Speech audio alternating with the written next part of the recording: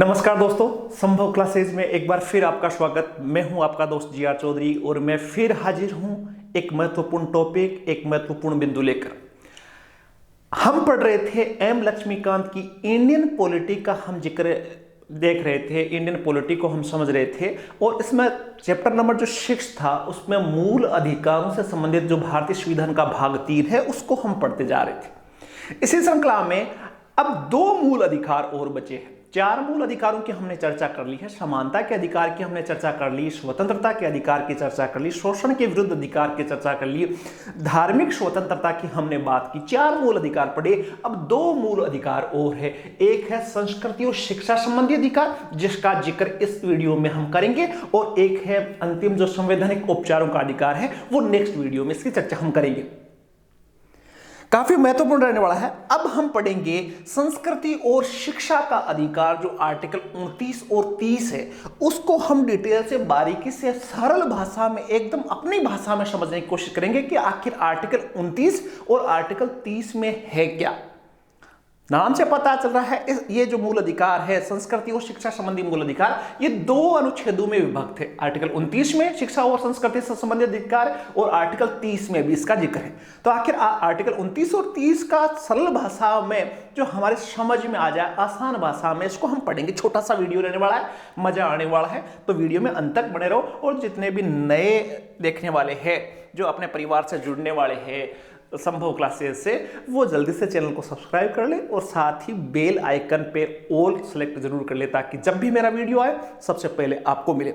फटाफट हम बात करते रहेंगे। बीच में शुरुआत करते हैं संस्कृति और शिक्षा संबंधी अधिकार, कल्चरल एंड एजुकेशनल राइट जो है आर्टिकल 29 और 30, इसका हम डिटेल से हम समझने वाले हैं। देखो, पहले बात हम करते हैं आर्टिकल 29 की। क्या कहता है आर्टिकल 29? क्या कहता है, ध्यान से समझेंगे। आर्टिकल 29 कहता है कि अल्पसंख्यकों के हितों का संरक्षण। सीधा सा इस जो आर्टिकल 29 है वो किससे रिलेटेड है? अल्पसंख्यकों के हितों का संरक्षण। अब अल्पसंख्यकों का हितों का संरक्षण को समझने से पहले ये जो आर्टिकल 29 और 30 है वो मोटे तौर से अल्पसंख्यकों से संबंधित है, पहली बात। अब अल्पसंख्यक किसको बोला जाएगा? तो सीधी सी बात है, अपने भारत देश में जिनकी संख्या कम है, जिसकी संख्या कम है, संख्या के आधार पर या धर्म के आधार पर, मान लो दो आधार पैरामीटर 2 मान सकते हैं। एक भाषा के आधार पर जिनकी संख्या कम है, जो भाषा कम बोलने वाले लोग हैं उनको भाषा के आधार पर अल्पसंख्यक माना जाता है। और दूसरी जो धर्म के आधार पर अल्पसंख्यक है, जिस धर्म को मानने वालों की संख्या कम है उनको धर्म के आधार पर। तो अल्पसंख्यकों का आधार दो हो सकता है, भाषा और धर्म।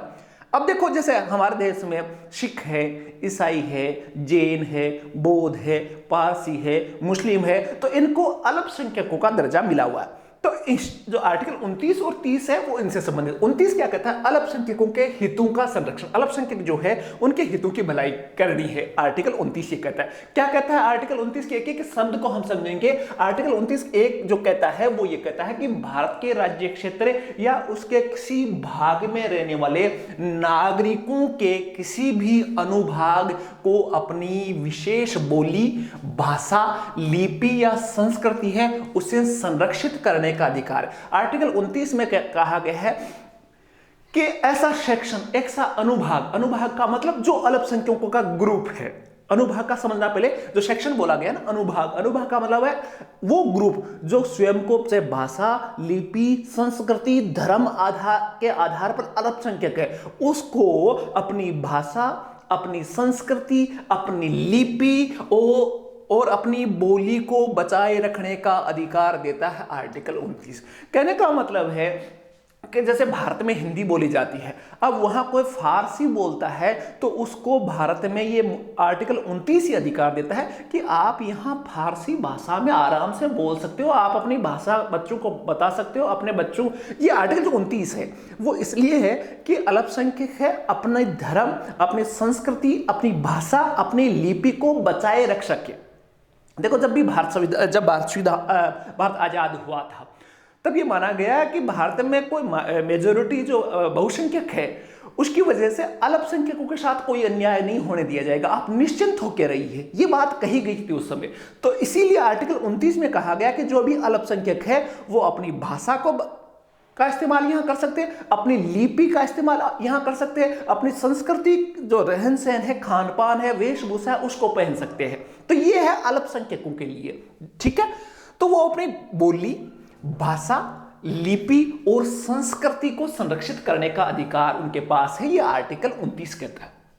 दूसरी बात देखो आती है, आर्टिकल 29 का जो भाग 2 है वो कहता है कि राज्य द्वारा पोषित, जिसमें राज्य पैसे देता हो, अनुदान देता हो, राज्य द्वारा पोषित या राज्य निधि से सहायता प्राप्त हो, दो प्रकार के संस्थान हो सकते हैं, जिसको राज्य मान्यता देता है और उनमें बजट पैसे देता है, अनुदान देता है या पोषित होता है, वाली किसी भी शिक्षा संस्थान में प्रवेश के लिए नागरिकों को धर्म, मूलवंश, जाति, भाषा या इनमें से किसी भी आधार पर वंचित नहीं किया है। कि ऐसे सरकारी संस्थान जो राज्य द्वारा पोषित हो, राज्य द्वारा पोषित हो या राज्य निधि की सहायता से चलते हो, तो ऐसे संस्थान में यदि किसी को प्रवेश लेना है तो वहां आपका धर्म, मूलवंश, जाति और भाषा, इस आधार पर भेदभाव नहीं किया जाएगा।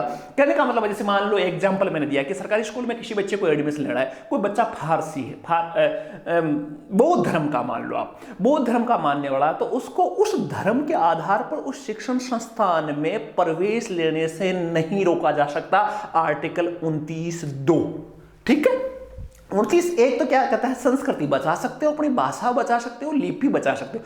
29(2) ये कहता है कि किसी को भी रोका नहीं जाएगा, किसी भी शिक्षा संस्थान में रोका नहीं जाएगा। देखो ये सारा का सारा अल्पसंख्यकों के लिए, लेकिन मैं बता दूं जो आर्टिकल 29 है उसमें अल्पसंख्यक की भारतीय संविधान में कहीं भी परिभाषा नहीं लिखी हुई है, और सुप्रीम कोर्ट के बहुत सारे निर्णयों में यह स्पष्ट कर दिया गया कि जो आर्टिकल 29 के जो अधिकार है वो सबको प्राप्त है। यह नहीं है कि हिंदुओं को प्राप्त नहीं है, जैसे हिंदू भारत में बहुसंख्यक है तो उनको भी यह अधिकार प्राप्त है। लेकिन यहां प्रावधान इसलिए किया गया 29 में, ताकि भाई जब अन्याय होने की संभावना कहां रहती है कि अल्पसंख्यकों के साथ हो सकता है, तो उनके लिए विशेष इसमें प्रावधान कर दिया। बाकी बहुसंख्यकों को भी ये अधिकार प्राप्त है। दोनों चीजें हमारे समझ में आ गई, 29(1) और 29(2). अब बात करते हैं, कुल मिलाकर इन 29 की बात करें तो पहली जो व्यवस्था है ये किसी समूह से संबंधित है। इसमें देखो ग्रुप की बात आई है, कहीं भी इंडिविजुअल व्यक्ति की बात नहीं आई। तो पहला सेक्शन है सिंगल व्यक्ति के लिए नहीं है, कि पूरा समूह या अनुभाग के लिए, ठीक है। जबकि दूसरी व्याख्या किसी भी समूह के व्यक्ति से दूसरी जो ये बात आई है कि किसी व्यक्ति को रोका नहीं जाएगा धर्म का, तो ये इंडिविजुअल किसी पर्सनल व्यक्ति के लिए। तो दोनों में अंतर है। ये तो क्या है, समूह के लिए, कि अपना समूह है, जो उर्दू बोलने वाला समूह है, फारसी बोलने वाला समूह है, बौद्ध धर्म मानने वाला है, ठीक है। तो ऐसा है, तो ये तो ग्रुप के लिए है, अनुभाग के लिए, और ये किसी व्यक्ति के लिए, ठीक है। यहां पर एक बात जो याद रखने योग्य है कि अनुच्छेद 29 का शीर्षक तो अल्पसंख्यकों की बात करता है, शीर्षक अल्पसंख्यकों के लिए है, लेकिन ये सभी पर लागू होता है। यहां अल्पसंख्यक, भारतीय संविधान में अल्पसंख्यक की कोई परिभाषा नहीं है, और सुप्रीम कोर्ट ने कहा कि ये जो प्रावधान है वो अल्पसंख्यक का मतलब ऐसा नहीं है कि हिंदुओं के लिए ये प्रभावी नहीं, हिंदू भी इसके अंतर्गत माने जाएंगे। तो अल्पसंख्यक नाम आ रहा है लेकिन सबके लिए पर लागू होता है। सुप्रीम कोर्ट ने भी इस मामले की पुष्टि करते हुए कहा कि ये सिर्फ अल्पसंख्यकों से संबंधित नहीं है, बल्कि सभी नागरिकों से, जिसमें अल्पसंख्यक भी है और बहुसंख्यक भी है, दोनों से संबंधित है। दोनों अपने संस्कृति को बचा सकते हैं, दोनों अपनी भाषा को बचा सकते हैं, दोनों अपनी लिपि को संरक्षित कर सकते हैं, और दोनों किसी भी शिक्षा संस्थान में जाओगे तो आपके धर्म, जाति, मूलवंश के आधार पर कोई भेदभाव उस शिक्षा संस्थाओं में नहीं होगा। देखो आर्टिकल 15 में भी बात कही गई, लेकिन यहां पर्टिकुलर शिक्षा संस्थाओं की बात है ये, तो वहां भेदभाव नहीं है। सिंपल सा अनुच्छेद है आर्टिकल 29। क्लियर है, इसमें कोई डाउट नहीं होना चाहिए, क्लियर होगा ही होगा। आर्टिकल 29 छोटा सा है, जैसे 23 और 24 पढ़ा ना, वैसे 29 और 30 भी काफी सरल है। बात कर लेते हैं अनुच्छेद 30 की। अनुच्छेद 30 जो कहता है वो कहता है कि शिक्षा संस्थाओं की स्थापना और प्रशासन किस प्रकार होगा अल्पसंख्यकों के लिए। इसमें भी नाम अल्पसंख्यकों का आया है। 29 में तो अल्पसंख्यकों का नाम आया, लेकिन अल्पसंख्यक और बहुसंख्यक दोनों के लिए था।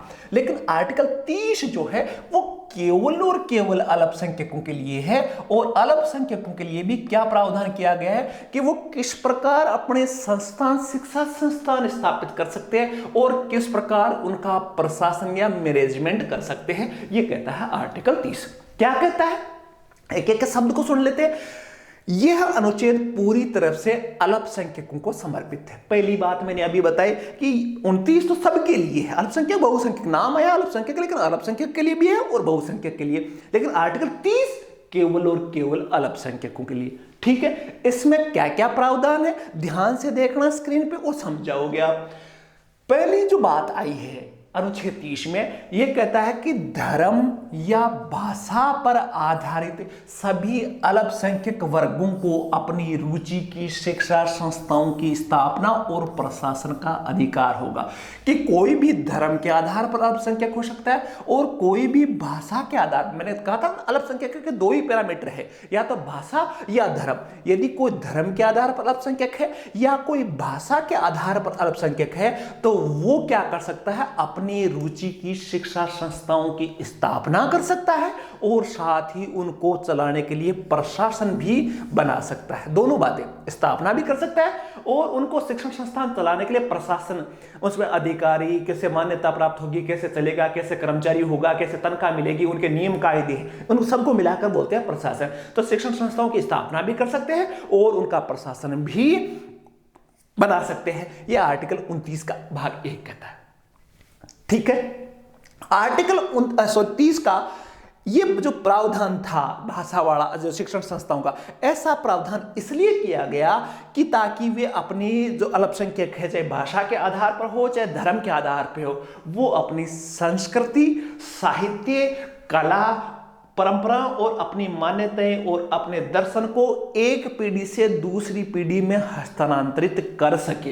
ये पहला प्रावधान क्यों किया गया आर्टिकल 30 में कि वो अपने शिक्षण संस्थाएं बनाए, उनका प्रशासन करे। ये इसलिए किया गया ताकि भविष्य में ऐसा नहीं हो कि अल्पसंख्यक अपने संस्कृति को खो बैठे, अपनी भाषा को खो बैठे, अपनी लिपि को खो बैठे। उनको बचाने के लिए शिक्षण संस्थान बनाने पड़ेंगे। जैसे मान लो उर्दू है, पूरे भारत में केवल हिंदी पढ़ाने का व्यवस्था हो और तो फिर अगले 20 साल में उर्दू समाप्त हो जाएगी।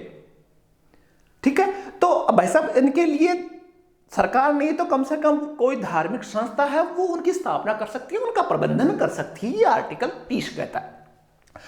दूसरी बात कर लेते हैं। ठीक है, दूसरी बात देखो, पहली बात आपने समझी ये, दूसरी बात हम समझते हैं कि 44वां संविधान संशोधन द्वारा, 44वें संविधान संशोधन का जिक्र आया था कि भाई भारतीय संविधान में मूल अधिकार कितने थे, 7। संपत्ति का अधिकार 44वें संविधान संशोधन द्वारा मूल अधिकारों से हटाकर कानूनी अधिकार 300A में ले जाया गया। अब उसके बाद में कुछ चेंजेज इसमें किए गया, इसमें भी चेंजेस करना पड़ा, आर्टिकल 30 में भी चेंजेस करना पड़ा। तो वही बात आ रही है, 44वें संविधान संशोधन अधिनियम के माध्यम से संपत्ति के अधिकार को मूल अधिकारों से हटा दिया गया और इसी संशोधन अधिनियम के माध्यम से उपरोक्त प्रावधान में एक उप प्रावधान जोड़ दिया गया जो कुछ इस प्रकार है। 30(1) आपने पढ़ा ना, तो उसी में 30(1) में क जोड़ा गया 44वें संविधान संशोधन में, क्योंकि एक जगह से संपत्ति के अधिकार को हटाएगा तो बहुत जगह परिवर्तन उसमें किया गया। तो 30(1) में क क्या जोड़ा गया, वो जोड़ा गया संपत्ति से संबंधित था, तो संपत्ति की बात आएगी इसमें। 30(1) क में ये कहा गया कि अगर राज्य द्वारा, मतलब सरकार द्वारा, अगर सरकार द्वारा किसी अल्पसंख्यक वर्ग के किसी शिक्षा संस्थान की संपत्ति का अनिवार्य अर्जन किया जाता है, अर्थात यदि सरकार किसी अल्पसंख्यक शिक्षण संस्थान को अधिग्रहित करती है, अपने पास ले लेती है, देश की भलाई के लिए अर्जन कर लेती है, तो राज्य ये सुनिश्चित करेगा कि ऐसी संपत्ति अर्जन के लिए दी जाने वाली रकम इतनी हो कि इस खंड के अधीन प्रत्या अधिकार। इसका मतलब ये है कि यदि सरकार अल्पसंख्यक शिक्षण संस्थानों की संपत्ति को अर्जित करती है, एक्वायर्ड करती है, तो उसको कम से कम इतने पैसे तो देने पड़ेंगे सरकार को, राज्य को इतने पैसे देने पड़ेंगे, मुआवजा इतना देना पड़ेगा ताकि अल्पसंख्यक समुदाय उस वैसी शिक्षण संस्थान स्थापित कर सके और अपनी शिक्षा और संस्कृति को बचाने के लिए प्रयास जारी रख सके। ये चेंज किया गया क्योंकि 44वां संविधान संपत्ति से था, तो ये जो 30(1) क था उसमें ये क्या आ गया, संपत्ति जो पैसे है यदि मान लो कोई मदरसा है, अब मदरसे को सरकार ने एक्वायर्ड कर लिया, अधिकृत कर लिया, तो उसको उतना पेमेंट देना पड़ेगा कि वैसा दूसरी जगह आराम से बढ़ जाए, वो उतनी संपत्ति उसको वापस दे दी जाए। एक संतुष्टि वाली बात है कि उतना वो जो प्रोसेस चल रहा था शिक्षा से संबंधित वो बाधित नहीं हो, इतनी संपत्ति तो इतने पैसे तो वापस उसको सरकार को देने पड़ेंगे, ये बात थी। भाई 30(2) क्या कहता है? 30(2) ये कहता है कि शिक्षा संस्थाओं को सहायता देने में राज्य किसी शिक्षा संस्थान के विरुद्ध इस आधार पर कोई भी भेद नहीं करेगा कि वह धर्म और भाषा पर आधारित किसी अल्पसंख्यक वर्ग के प्रबंधन में। सरकार, यदि मैंने कहा कि भारत एक धर्मनिरपेक्ष राष्ट्र है और उसका खुद का कोई धर्म नहीं है, सभी धर्मों के विकास में बराबर राज्य है वो सहयोग करता है, तो 30(2) कहता है कि राज्य का यह उत्तरदायित्व होगा, राज्य इस आधार पर भेदभाव किसी भी शिक्षा संस्थान को नहीं करेगा, शिक्षण संस्थान का भेदभाव उसके साथ नहीं करेगा कि भाई ये अल्पसंख्यकों की। सिंपल सी भाषा, साधारण भाषा में बताओ तो सरकार किसी भी अल्पसंख्यक शिक्षण संस्थान को इस आधार पर भेदभाव नहीं करेगी कि ये भाई साहब इसको अनुदान दे रहे हैं, ये तो अल्पसंख्यकों की है, ये कभी नहीं हो सकता। सरकार के लिए सब बराबर है, अल्पसंख्यक शिक्षण संस्थान है तो उसको भी उतनी अनुदान मिलेगा जितने की बहुसंख्यक को, भेदभाव नहीं किया जाएगा, ये कहता है आर्टिकल 30(2). ठीक है, इसका मतलब है, वापस मैं बता दूं सरल भाषा में, इसका मतलब है कि राज्य से यह अपेक्षा की गई है कि अल्पसंख्यकों द्वारा प्रबंधित संस्थान के प्रति भी वह वित्तीय नजरिया रखे जो अन्य के प्रति रखे। जैसे अल्पसंख्यकों के शिक्षण संस्थान है उसके प्रति भी राज्य का वही नजरिया होगा जो बहुसंख्यकों की जो शिक्षण संस्थान है उनके प्रति जो नजरिया होगा। राज्य की दृष्टि में सभी, चाहे अल्पसंख्यक शिक्षण संस्थान हो चाहे बहुसंख्यक शिक्षण संस्थान हो, सब बराबर होगा, समदृष्टि रखी जाएगी। पैसे उसको भी दे सकती है, उसकी भलाई के लिए भी कर सकती है तो उसकी भलाई के लिए भी कर सकते हैं। 30(2) कहता है। क्लियर है? छोटे छोटे प्रावधान थे लेकिन मोटे हैं ये, इसको समझना है। अब देखो, एक वाद आया था अनुच्छेद 30 के अंतर्गत आने वाले उपरोक्त अधिकार अल्पसंख्यकों को अपने बच्चों को अपनी भाषा में शिक्षा का अधिकार भी प्रदान करता है। यहां पर यह जान लेना जरूरी है कि अल्पसंख्यक शिक्षण संस्थान कितने प्रकार के होते हैं। देखो, जो भी अल्पसंख्यक है, देखो आपने पढ़ा होगा कि मदरसों में, मुस्लिम धर्म की मैं बात बताऊं तो मुस्लिम धर्मों में मदरसे बने हुए हैं और मदरसों में उनको बच्चों को, मुस्लिम बच्चों को उर्दू में पढ़ाया जाता है, कुरान की शिक्षा दी जाती है, धार्मिक शिक्षा दी जा सकती है। तो ये आर्टिकल 29 और 30 से रिलेटेड है। ये इसलिए है कि ताकि बच्चों को उनकी भाषा और उनकी संस्कृति के आधार पर शिक्षा दी जा सके। लेकिन अब भाई, ये अल्पसंख्यकों के शिक्षण संस्थान कौन से हैं जिसमें भाषा की शिक्षा दी जा सकती है, धर्म की शिक्षा दी जा सकती है, अल्पसंख्यकों की अपने बच्चों को उसमें डाला जा सकता है जहां धर्म की शिक्षा दी जाती हो, तो वो कौन कौन से हैं? देखो, 3 प्रकार के होते हैं शिक्षण संस्थान, 3 प्रकार के होते हैं। पहले, अल्पसंख्यक शिक्षण संस्थानों के प्रकार कौन कौन से? देखो, पहली बात करूं, अल्पसंख्यक शिक्षण संस्थान 3 प्रकार के होते हैं।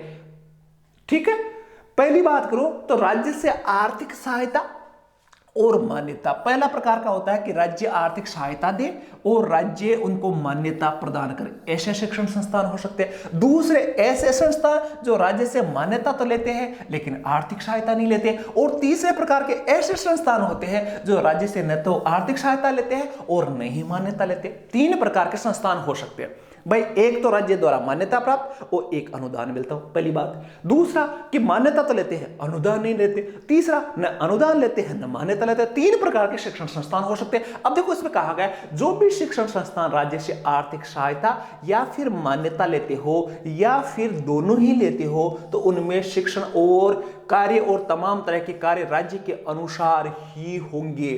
ठीक है, तो राज्य के अनुसार ये धर्म के आधार पर ऐसे शिक्षण संस्थान होते हैं जो मान्यता भी नहीं लेते और अनुदान भी नहीं लेते। यानी कि सीधे सीधे शब्दों में मैं कहूं तो पहले 2 जो है वो शिक्षण कार्य राज्य के अनुसार ही होंगे। वहीं जो तीसरे नंबर का जो है, जो ऐसा शिक्षण संस्थान जो न तो मान्यता लेता है, अल्पसंख्यकों का ऐसा शिक्षण संस्थान जो न तो मान्यता लेता है न अनुदान लेता है, इस प्रकार में प्रशासनिक कार्यों का संचालन स्वयं कर सकते हैं पर बिना विधि का उल्लंघन किए गए। और जो तीसरे प्रकार का जो शिक्षण संस्थान है जो न तो मान्यता लेता है न पैसे लेता है सरकार से, तो उनका प्रबंधन अल्पसंख्यक अपने हिसाब से कर सकते हैं।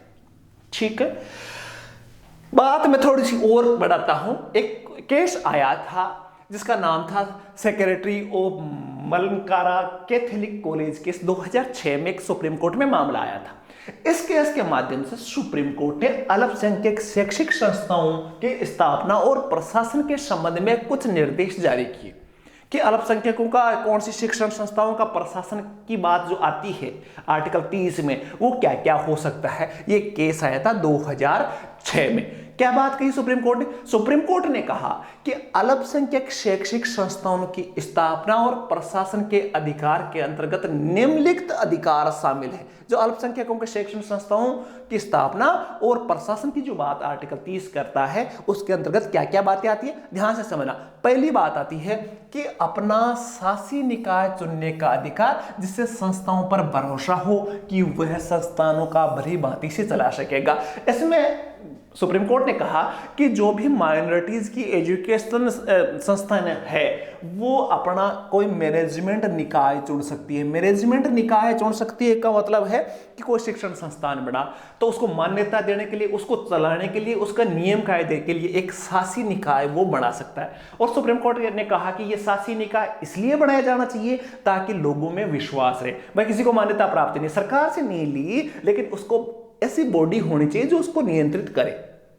ठीक है, जैसे मान लो हमने वो स्कूल खोली, प्राइवेट स्कूल है, तो प्राइवेट स्कूल को यदि मान्यता नहीं मिले तो लोगों का विश्वास नहीं होगा, चाहे कितना ही अच्छा पढ़ा हो, क्योंकि विश्वास तब आएगा जब उसको मान्यता मिलती है। तो सुप्रीम कोर्ट ने कहा कि अल्पसंख्यक भी ऐसी शिक्षण संस्थाओं के लिए शासी निकाय चुनने का अधिकार है। किससे मान्यता लेनी है, किसके रूल्स हमें मानने हैं, कौन रेगुलेट हमें करेगा, तो इसके लिए वो शासी चुनने का अधिकार किसके पास है, उन्हीं अल्पसंख्यक संस्थाओं के पास होगा। दूसरी, शिक्षण जो संस्थाएं अल्पसंख्यकों की होगी उनके कर्मचारियों, ठीक है, और शिक्षकेतर कर्मचारियों। देखो दो प्रकार के शिक्षण कर्मचारी जो शिक्षा से जुड़े हुए हैं, जो पढ़ाने वाले हैं, शिक्षक मान लो, और जो शिक्षण कार्य नहीं करवाने वाले कर्मचारी है को नियुक्त करने, साथ ही अपने काम में लापरवाही बरतने पर उनके विरुद्ध कार्रवाई का अधिकार भी इन अल्पसंख्यकों की जो शिक्षण संस्थान होगी।